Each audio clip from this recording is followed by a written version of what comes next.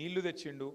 ఇక మరి 70 లక్షల కుటుంబాలు మరి ఆయనకు దృఢపడిపోయి మొత్తానికి ఒక దృఢమైన సంబంధం ఏర్పడితే ఎట్లా దీన్ని ఎట్లన్నా ఇచ్చగొట్టాలి అనే ఉద్దేశంతో ఇప్పుడు మీరు మాట్లాడిన R&B మినిస్టర్ కానీ భువనగిరి ప్రాంతంలో మునుగోడు ప్రాంతంలో ఇంకా ఇతర ప్రాంతాల్లో ఎక్కడెక్కడి నుంచి అయితే RRR పోతున్నదో కాంగ్రెస్ నాయకులు ఎట్లయితే మేనిఫెస్టోలో చెప్పిర్రో అట్లే అడ్డగోలుగా వాళ్ళ నోటికి ఎంత వస్తే అంతా మీకు ఇష్టం ఉన్నట్టు హామీలు ఇచ్చినారు. నేను చూసిన నిన్న దామోదర్ రెడ్డి గారిని వీడియో చూపెట్టిన మునగాక మొన్న వెంకటరెడ్డి ఏం మాట్లాడిండు ఆనాడు కోమటిరెడ్డి వెంకటరెడ్డి భువనగిరి ర్యాలీలు అనేది నేను చూసిన.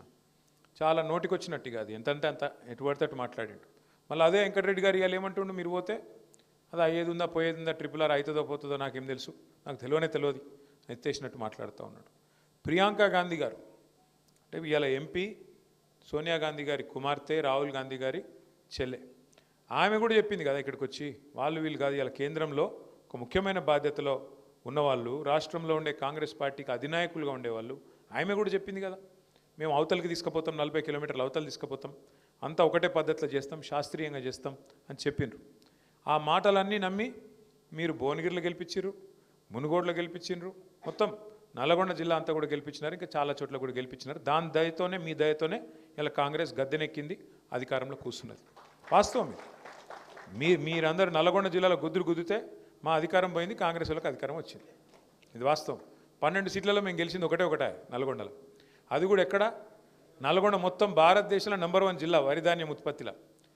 కేసీఆర్ ఏమో మీకు గుట్ట మంచిగా చేసి మంచిగా మెడికల్ కాలేజ్ నల్గొండలోటి సూర్యాపేటలోటి యాదాద్రిలోటి 3 మెడికల్ కాలేజీలు 3 కలెక్టర్లేట్లు పెట్టి మీరు నల్గొండకు పోయే తిప్పలు లేకుండా మీకు భువనగిరిలోనే కలెక్టరేట్ పెట్టి కూసున్న కాడికి వెళ్ళి సలగదలకుండా మంచిగా అన్ని ఏర్పాటు చేసి ఆఖరికి ఒక మెగా విద్యుత్ ఉత్పత్తి కేంద్రం దామరచెర్లలో మొత్తం తెలంగాణలో నంబర్ 1 తెలంగాణలో కాదు దక్షిణ భారతదేశంలోనే అతిపెద్ద విద్యుత్ ఉత్పత్తి కేంద్రం పెట్టి వరి ధాన్యం ఉత్పత్తిలో నంబర్ 1 చేసి నీళ్లు కోదాడ సూర్యాపేట తుంగతుర్తి ఎన్నడూ జీవితంలో టేలెండు అంటే అడిగి రాకనే పోతుండే నీళ్లు SRSP నీళ్లు గోదావరి నీళ్లు కాళేశ్వరం ద్వారా SRSPని కూడా పునరుజ్జీవం చేసి ఎన్నడూ జీవితంలో కాళేశ్వరం నీళ్ళని తీసుకొచ్చి తుంగతుర్తి సూర్యాపేట కోదాడ తడిపితే దాంతో అల్టిమేట్గా నంబర్ 1 అయింది.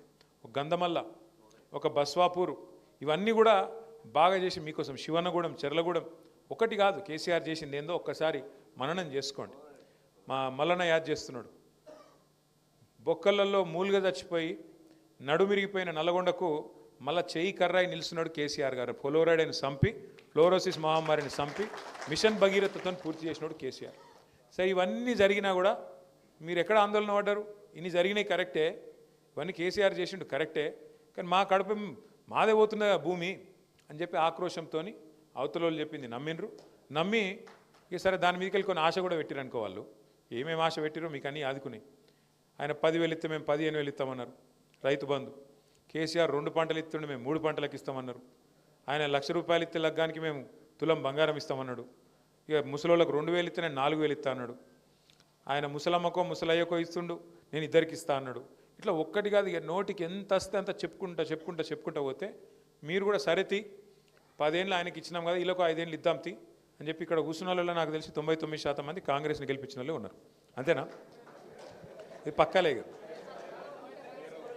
సరే ఓకే సరే 50% వేసుకుందాం పాటు. అయితే ఎందుకు చెప్తున్నా అటకాగవే సరే అయిపోయింది దాని గురించి బాధ ఏంది. కానీ అధికారం ఎవరి అబ్బ సొత్తు కాదు, అధికారం ఎవరి గుత్త సొత్తు కాదు. అధికారంలో మీరు ఎవరిని తెలుసుకుంటే వాళ్ళని కూర్చోబెడతారు, ఎవరు వద్దనుకుంటే వాళ్ళు దిగాల్సిందే, తప్పకుండా మీకు సేవ చేయాల్సిందే. అలా రెండో అనుమానం లేదు. నాది ఇది అధికారం అనేవాడు నాకు కూడా అనంత పిచ్చోడు లేడు. ఇక్కడ ప్రజాస్వామ్యంలో ప్రజలే మా తలరాత రాష్ట్రాలు 2 సార్లు ఇచ్చింది మీరే, ఒకసారి పక్కకు కూర్చోమని చెప్పింది మీరే, మళ్ళీ 3 ఏళ్ళ తర్వాత కేసీఆర్ని తెచ్చేది కూడా మీరే. అది కూడా నాకు తెలుసు మీకు తెలుసు పక్కా. ఎందుకంటే ఇవాళ ఈ రాష్ట్రంలో అందరికంటే కడుపు మండినోడు ఎవరైనా ఉన్నారా అంటే రైతే ఉన్నాడు. ఇప్పుడు నేను నిజంగా చెప్తున్నా, నేనేమి ఇంకా 3 ఏళ్ళు ఉంది ఎలక్షన్, చాలా దూరం ఉన్నది. అయినా కూడా చెప్తున్నా ఇవాళ ఒక చిన్న మైకు తీసుకుపోయి ఎవరన్నా రైతు ముంగట పెడితే ఏం మాట్లాడుతున్నారు, ఎట్లా మాట్లాడుతున్నారు చూసిరేమన్నా? అసలు చరిత్రలో నాకు తెలిసి ఏ ముఖ్యమంత్రి కూడా గిన్నె తిట్లు తిన్నోడైతే వాడు లేడు. ఇంకోటి పెద్ద మనిషి కూర్చున్నాడు, పెద్ద ఆయన, ఎంత వయసు చూసిరో వారు. నాకు తెలుగులో గిన్ని తిట్లుంటాయని కూడా అమ్మతోడు తెలియదు నాకు. అవ్వ ఏం తిట్లు అవి, ఎన్ని తిట్లు.